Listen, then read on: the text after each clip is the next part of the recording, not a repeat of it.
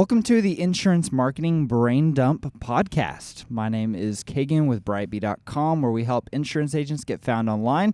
And here with me, I have Chris Paradiso with Paradiso Insurance, and also Paradiso Presents, where we are helping insurance agents increase their digital presence online and break through a lot of digital barriers. Good morning, everybody, and welcome from Dallas, Texas. Good morning. Well, we are ready to do a little brain dump here. We are in Dallas, Texas. We've been at the Germania workshop this is our Day three. And it's been great. Honestly, it's been long, and I think it's been challenging for the insurance agents. No question. But it's been really good, and I think we're already seeing the fruit from it. No question. We're already seeing some actually implement some things, which is pretty cool that, 2 full days, and we asked yesterday, and they have actually implemented a few things before they even left this 2.5-day workshop. Yeah, if you want to look at and see what they implemented, one of the things we did for quite a while is worked on LinkedIn. Quite a while? LinkedIn was a huge part, but it's amazing. How many weren't on LinkedIn, right? Oh, I mean from just resetting passwords, that was about the first 30 minutes. But then going forward, we posted, we made videos. Yeah. We talked about content. I believe only one person had created a video before and never uploaded it to LinkedIn, and this is not a knock on them. What it is it's really showing how open-minded they are, that they have to change. Right. And, there's a few people in here, they're not young. Yeah. And keeping an open mind and willing to change, how can we not embrace this? I'm always amazed, when I trick them into doing a video. And I'm always amazed at first they look like I'm not doing this. But I'm always amazed at how willing they are to get up, go hide in a closet if they need to. Well, that's your little key. That's like your nugget. If you're out there and watching and you're coming to our Paradiso Presents event, I can assure you, your little niche is what you're going to say, hey, go hide in a corner and create a video. And then all these videos pop up on LinkedIn, right? Yeah. And everybody's in their little corner. Yeah, and I think... But they're doing them. Yeah, and if you want to see those, you can do hashtag Paradiso Presents 19. You can also, some of them... I don't know if they put 19, so you can look at hashtag Paradiso Presents as well. But there's quite a bit, and it's pretty interesting to hear what they've learned. It's really encouraging to hear them just kind of speak. Absolutely. Speak their mind. Total transparency, no? Yeah, definitely. So, why we're here is we want to talk a little bit about blogging. Yeah. And you had some unique experiences yesterday. Probably with the blogging. topic that's most overlooked when we're out, I think, because it's kind of like a fax machine. You bring up a fax machine today, and people think that's like 20-year-old technology. Yeah, I mean, I will tell you, as if we want to label myself as a millennial, I mean, I am a millennial, but yeah. And he acts like one. But I bring all the positive from the millennial side. That's what I believe. All the positives. But honestly, I don't enjoy talking about blogs much.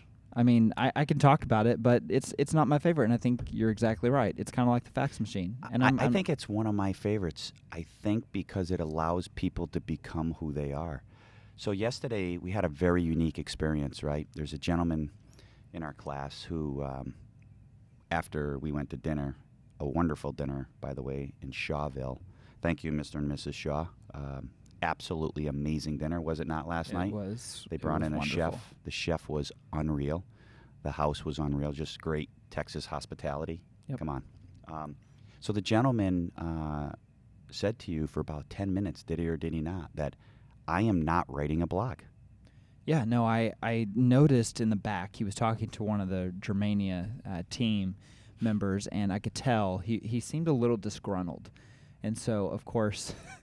myself, I had to go see what was going on and see if maybe we could help him. Yeah, sure. And he looked at me and said, I'm not writing a blog. I said, okay. And he goes, no, I'm not writing. I said, okay. I mean, if you're not going to write it, you're not going to write it. And he kept talking, and I don't know how to do this, and I don't know how to do that. And so, well, let let me kind of tell you. And Germania, team member, was trying to help him understand. Hey, you can write about this, this, this. He's like, well, I'm not. I don't write. I want to pay someone else to do that. So okay, great. And one of my biggest things was, okay, well, why don't you participate so you can understand what to expect from whoever you hire to do this.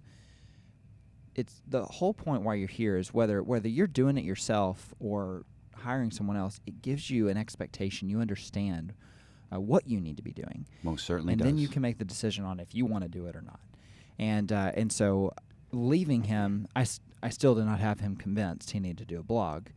And then 5-10 minutes later, as we're talking about it, I see him typing, and he does show me something, and he says, I didn't tell you this. He shows me something. He says, this is all I've got. This is all I'm doing. Okay. Hey, dude, I'm not pressuring you on this. Like, I'm sorry. Well, we are in Texas, aren't we? Yeah. And so then I walk out, and tell us what happens. Well, so I ask who's willing to read their blog. So that we can actually have constructive criticism. Let's read. Let's talk about the good, bad, and the ugly, right? So he raises his hand. This was not knowing to me the story that you had told me until we got in the car last night, right? Yeah. And we're heading over to Shawville. And so the gentleman reads his blog, and he starts off, our agency, a family-owned, operated agency. That was like the title. Didn't hit me. Yeah. He starts reading. Talks about our agency here in Texas has been open for X amount of years. It was started by my father. My father passed away last year. And let me tell you why he started the agency. And then he gets really deep. Really deep. You could hear a pin drop. If he was speaking in New York City, you could hear a pin drop. The emotion was, the silence actually kicked me in the gut, because one girl off to the right says, "Oh boy," and you could sense she was starting to cry. And he talked about his father and his father's impact, not only on his life, but on his community's life. How he served the people of his community. How he died loving his community, his people. His people were his community. And it was so passionate that he stopped at the end of it, and people literally started clapping. And it was an aha moment. And why I love blogging and teaching blogging is he came up to me, then we went to lunch, right after it. Mm-hmm. And he walked up to me, and I usually let everybody else go so that I can get in last, so figure out seating, right? Mm-hmm. And he says to me, can I talk to you for a minute? And he says, I just want to tell you that was therapeutic. So very important part what happened today, a part of my healing process. My dad has only been gone about 4 months. And I said, trust me, I lost my mom in December. I get it. And he says, I said to him, do you not think everybody in that room has a whole new respect for you? He says they do. And I think it's because I just literally spoke from the heart. I didn't write a blog. I literally took the words that rolled off my tongue. And I said, that is a beautiful thing about blogging. Why we talk about blogging, and blogging's been around for 10 years and it's old, but it's still a necessity that we have to do.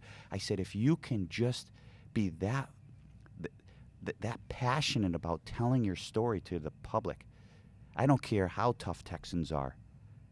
It was just probably one of the most beautiful moments I can't even explain. And it was just so awesome to see the audience and the other agents react to him and literally walk up to him, shake his hand after as they're walking out, and give him a hug. It was a moving moment. You know, whether they do blogs after this or not, I think the exercise is really important, because it is forcing everyone to do something that they're extremely uncomfortable with. Sure. And after that, I that's before we usually do the LinkedIn exercise, which we're creating video about ourselves and everything else. There's something about forcing yourself to do something that you're uncomfortable with and accomplishing it, and then you figure out it's not that bad. You may not want to do it again, but it's not that bad, and I know I could do a lot of other things that are probably somewhat uncomfortable. And a lot of times we use the excuse, I'm a bad writer. Sure. Well, I think bad writing is an excuse for being uncomfortable, right? And anybody that's following me on Twitter, I challenged this year to be and become more. And by doing that this is the year of getting comfortable being uncomfortable. It sounds kind of like an oxymoron, right? But we have to find a way to get comfortable being uncomfortable. Whatever you're fearful of or afraid to do it. And do it every day. After 21 days, it becomes a habit. Get comfortable being uncomfortable. And that gentleman was uncomfortable. But I can tell you, he felt, and he said to me, I felt like I had the weight of the world off my shoulders after I did that. And he literally looked me in the eyes. That was a healing moment for me. A very big part of me moving on without my dad. And the gentleman was maybe 62, 63, 64, 65 in the 60s range. And it's amazing on how he let it all hang out. Yep. And he was vulnerable. Yeah. Being vulnerable is one of the best ingredients you can do to have a successful blog, right? Because people want to feel and understand who you really are. And being vulnerable is just letting it all hang out. Well, I think that's a brain dump. That is an absolute brain dump. But before we go, can we just give a couple quick tips on blogging? I would love to. How many words do you think Google really, really wants for a blog in order to be efficient? Well, it's getting up there past the 500 mark. Yeah. We recommend 700. I know it's arguable. There's a lot of people out there, they could be watching, listening, and saying, hey, maybe I'm only doing 200, maybe I'm doing 400, maybe I'm doing 1,000, whatever it might be. That's okay. It's always questionable when it's coming to Google and algorithms, but highly recommended. What success we've had is around that 700, 800 word count. And I think the biggest thing, the one biggest tip that we need to express on blogging before, and give you a little brain dump here, is consistency, consistency, consistency. And what does that mean? What does that mean? That means if you're blogging Monday, Wednesday, and Friday, don't the following weeks get lazy and do it Tuesday and Thursday, or do it on Saturday. Be consistent. If you're blogging every Monday, keep it every Monday. Consistency is key. Last brain dump I'm going to give you on this episode is? What is it? Come on. Help me out here.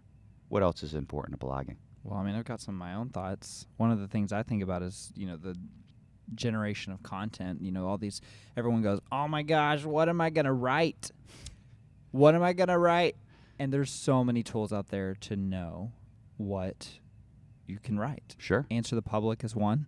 Answer the Public is a semi-free. It looks like they're not giving many free searches, but you can go to that and type in the subject of what you're really trying to write about, and you can see question after question and what people are actually searching for on Google. One of the things I'm always recommending is make sure to do things and do some research to see what people are actually searching for, what questions, what phrases. That's extremely helpful. So brain dump number 3 tip. Yeah. Content. Yeah. Is content king? So I guess I was in the right path here. But content may not be king. That's arguable. If you call it king, great. Then visual content is queen, right? That's debatable. Yeah. Brain dump. And I think that you can, for instance, Susan, when we were at her house last night, she was reading her blog to us. And the whole time I was thinking, oh, this needs to be a video.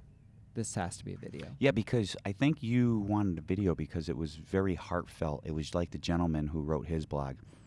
I think, especially with the older generation, and I'm not saying they're old, but the older generation, 45, 50 and up, I think they're very transparent in the senses they can speak from the heart.